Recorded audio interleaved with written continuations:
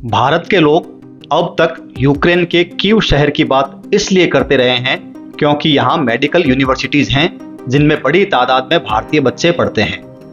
युद्ध के दौरान बमों की बरसात के बीच बचते बचाते निकलने की तस्वीरें भारतवासियों के दिलो दिमाग में हैं। शायद आज के बाद कीव का जिक्र होगा तो बममारी से बचकर निकलते स्टूडेंट्स के साथ एक और तस्वीर दिलो दिमाग में उभरेगी।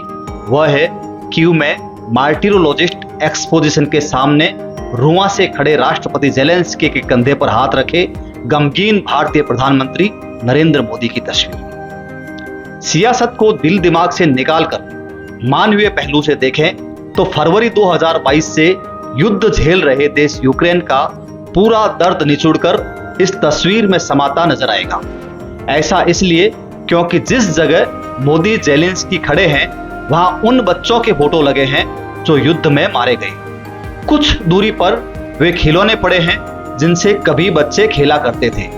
मोदी भी यहाँ मृत बच्चों की स्मृति में एक खिलौना रखते हुए भावुक हो जाते हैं। ज़ेलेंस्की तो लगभग रो ही पड़ते हैं क्योंकि सिर्फ वे ही जानते हैं कि उनके देश और देश के बच्चों ने इस युद्ध में क्या खोया है। हालांकि मोदी गमगीन हैं, लेकिन वे ज़ेलेंस्की की मनस्थिति को समझते हुए उनके कंधे पर हमदर्दी का हाथ रखते हैं। ऐसा करते हुए शायद मोदी का हाथ भी कांप जाता है और एक तस्वीर बन जाती है जो बेइंतहा दर्द बयां करती है। आमतौर पर दुनिया में विनाशकारी घटनाओं का दर्द घायल, कराहते, आंसू भरे पीड़ितों के चेहरे और बर्बादी की तस्वीरों से अभिव्यक्त होता है। संभवतया पहली बार दो देशों के राष्ट्राध्यक्षों के चेहरों से इतना दर्द बहता दिख रहा है जो रूस यूक्रेन के युद्ध में हुए मानवता के नुकसान को बयां करने में सक्षम है।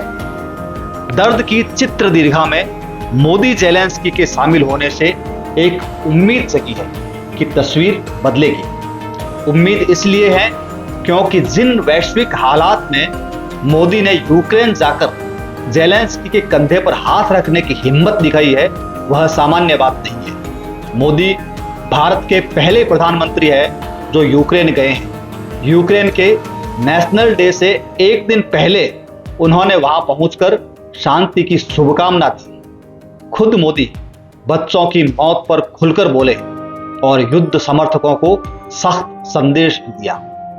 मोदी ने कहा, उन बालकों की स्मृति में बनाए गए म्यूजियम गया तो मेरा मन भर आया, दिल को गहरी चोट पहुंची। मुझे लगता है युद्ध में सबसे पहली कैजुअलिटी निर्दोष बालकों की होती है और वह बहुत दर्दनाक होता है। किसी भी सुसंस्कृत समाज में जो मानवीय मूल्यों में विश्वास रखते हैं उनके लिए और जो एक संवेदनशील व्यक्ति होते हैं उनके लिए इस प्रकार की घटनाएं कतई स्वीकार नहीं हो सकती। आज मैं उन बालकों की स्मृति में बनाए हुए म्यूजियम को आपके साथ जाकर के अपने श्रद्धा सुमन अर्पित कर रहा था तो मेरा मन भर आया था, दिल को गहरी चोट पहुंची थी। और मुझे लगता है कि युद्ध की सबसे पहली कैजुअलिटी किसकी होती है तो निर्दोष बालकों की होती है और वो बहुत दर्दनाक होता है।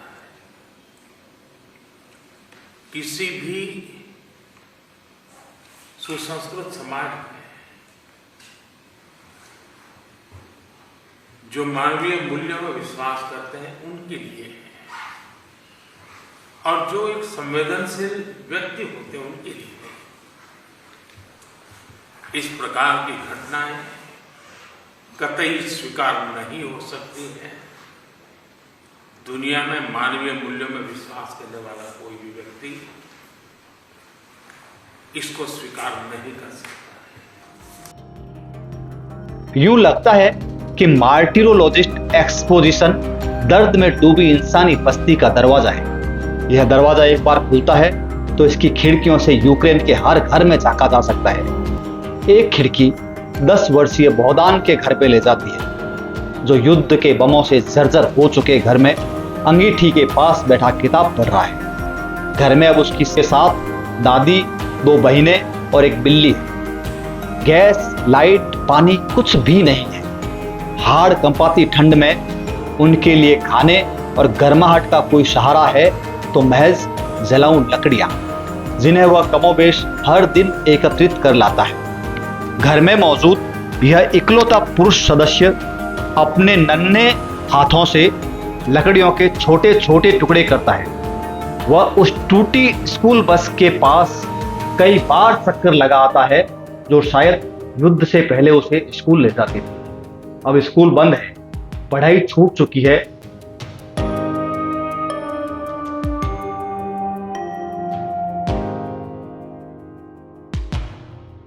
यूनिसेफ की साइट पर बौदान की दास्तान मिली तो इसी साइट के जरिए इधर उधर झांकने की कोशिश की। जितने घरों की खिड़कियां खुली उस हर घर की तस्वीर ने गहरे तक हिला दिया। इन्हीं में एक उत्तरी खार्किव के साल्टिवका में रहने वाले अलेक्जेंडर है, जो अपनी 2 साल की बच्ची को कंधे पर बिठाकर घुमाने निकले हैं। खंडहर हो चुकी इमारतों के आगे एक साबुत बचा झूला है, जिसे देखकर लगता है कि यहाँ बच्चों का पार्क था।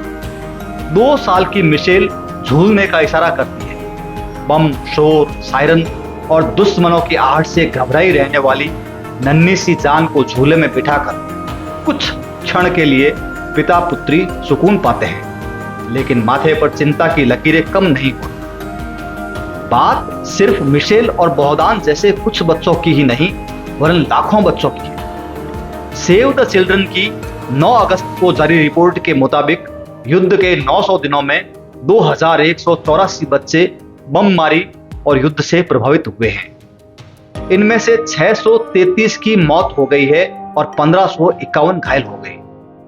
संयुक्त राष्ट्र मानवाधिकार उच्चायुक्त के आंकड़ों के मुताबिक जुलाई में 71 बच्चे मारे गए, जिनमें से 95% मौतें विस्फोटक से हुई। सितंबर 2022 के बाद किसी महीने में बच्चों की सर्वाधिक मौतें जुलाई 2024 में हुई है। इतना ही नहीं, इस वर्ष के 6 महीनों में यूक्रेन में बच्चों की मौत का आंकड़ा 40% तक बढ़ गया है। सेव द चिल्ड्रन के डायरेक्टर स्टीफन मॉइसिंग कहते हैं, इस वर्ष हिंसा एक नई शक्ति के साथ भड़क उठी है और यह मिसाइलें, ड्रोन और बम हैं जो दिन ब दिन अधिक से अधिक बच्चों के विस्फोटों का शिकार होने के लिए जिम्मेदार हैं। परिवारों के लिए पीड़ा तब तक नहीं रुकेगी जब तक विस्फोटक हथियार मौजूद रहेंगे। पूरे यूक्रेन में आबादी वाले कस्बों और गांवों में जाकर हमें बच्चों, उनके घरों और उनके स्कूलों को इस युद्ध की तबाही से बचाने के लिए हर संभव प्रयास करना चाहिए। दूसरी ओर यूनिसेफ को एक बड़ी चिंता यह है कि लाखों बच्चों की शिक्षा छूट चुकी है। इनके रहने, खाने, स्वास्थ्य और शुद्ध पेयजल तक का इंतजाम नहीं है। ऐसे में यूनिसेफ ने लोगों की मदद से इन बच्चों तक सुविधाएं मुहैया करवाने का अभियान भी शुरू किया है, लेकिन एक अनुमान है कि अभी भी 50% बच्चे जरूरतमंद हैं जिन तक सुविधाएं नहीं पहुंच पाई है।